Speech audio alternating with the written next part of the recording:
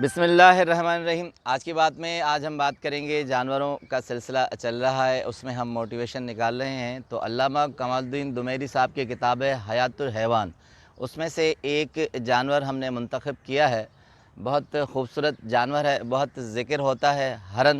हरन का ज़िक्र है। अल्लामा साहब कमालुद्दीन दुमैरी साहब कहते हैं कि हरन की 3 इक़साम है, 3 रंगों के हरन होते हैं। एक देते हैं आराम, दूसरा देते हैं अफ़र और तीसरा देते हैं अदम। आराम रेतीले इलाकों में होता है और अफ़र सख्त इलाकों में होता है, सख्त चीज़ों पर होता है, जैसे पहाड़ी हिरन हम कहते हैं।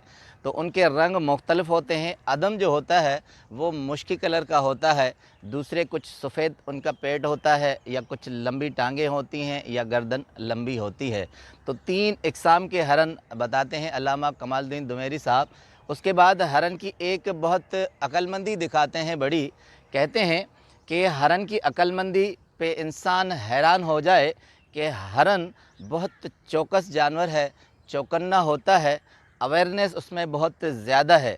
कहते हैं कि हरन का जो मकाम होता है, चाहे पहाड़ के अंदर हो, चाहे सहरा में हो, वो जब अपने घर की तरफ लौटता है तो आधा किलोमीटर वहीं रुक जाता है पहले, और फिर अपना चेहरा बेक यानी पुश्त की तरफ कर लेता है, और फिर उल्टे टांगों से चलता है और आहिस्ता आहिस्ता आगे सारे माहौल को देखता है कि कोई जानवर उसे चेक तो नहीं कर रहा या उसके पीछे नहीं आता।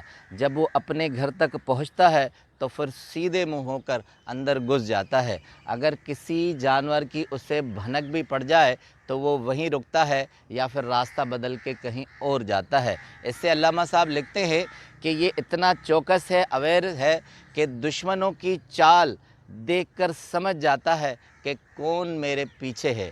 हरन के बारे में बहुत सी तशबीहात हैं जो शायरों ने कही।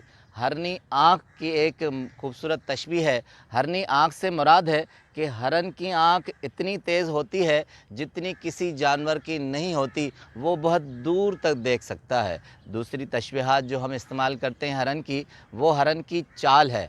हरन की चाल इतनी खूबसूरत होती है, इतना तेज़ दौड़ता है कि शायरों ने मुख्तलिफ अपनी शायरी में उसकी तशबीहात से काम लिया है। अब आते हैं, एक दूसरी किताब है कज़वीनी की, अशकालुल किताब।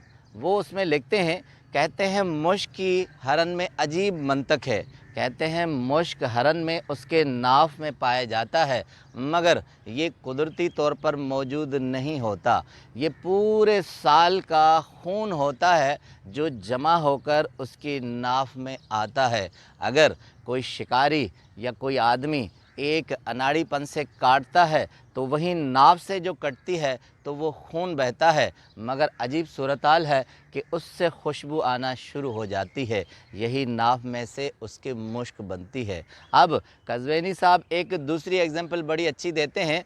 कहते हैं जब शिकारी हरन के पीछे दौड़ते हैं तो शिकारियों का असल टारगेट उसका मुश्क होता है, बाद में हरन होता है। अब कहते हैं कुदरत ने हरन को ये सलाहियत दी है कि वो शिकारी के इरादे भांप लेता है।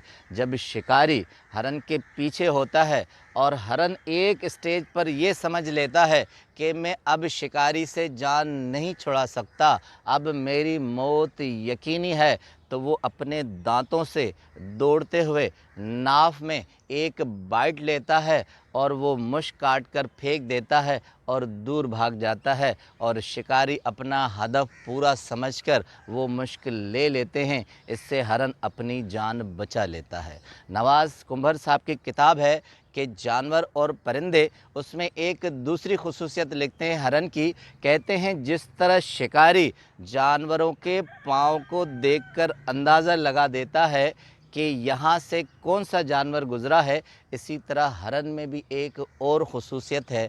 उसमें ये ख़ुसूसियत है कि वो नए पैर शिकारियों के या आदमियों के पैर ज़मीन पर सूंघ कर अंदाज़ा लगा देता है कि ये किसके पाँव हैं, और इस हिसाब से वो अपनी तरकीब या तदबीर सोचकर जंगल में अपने पाँव रखता है। तो अल अतर एक किताब है अली बिन महदी की। कहते हैं कि हरन में कुदरती तौर पर बहुत सी सलाहियतें पाई जाती हैं। वो लिखते हैं कि एक तो मुश्क की है, दूसरी चौकस रहने की है, तीसरी उसमें यह है कि वो ऑब्ज़र्वेशन उसमें बहुत उम्दा होती है। वो तमाम जानवरों के साथ रहता है, मगर सबसे ज़्यादा ऑब्ज़र्वेशन उसमें पाई जाती है।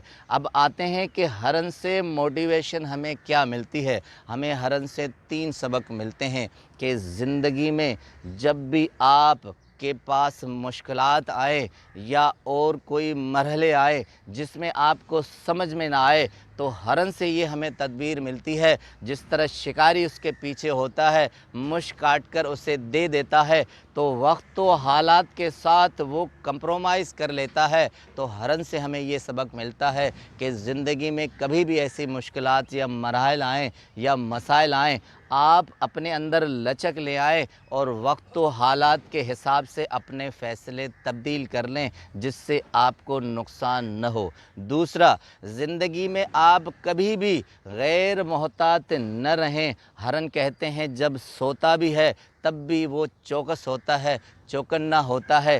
ज़िंदगी में हमारे दोस्त, दुश्मन और ऐसे हालात आते हैं जो हमें नुकसान पहुंचाते हैं या तरक्की करने नहीं देते, तो हरन से हमें ये सबक मिलता है कि हम ज़िंदगी में इतनी अवेयरनेस के साथ जिएं कि वक्त व हालात को समझ लें। अब आते हैं तीसरे सबक पर।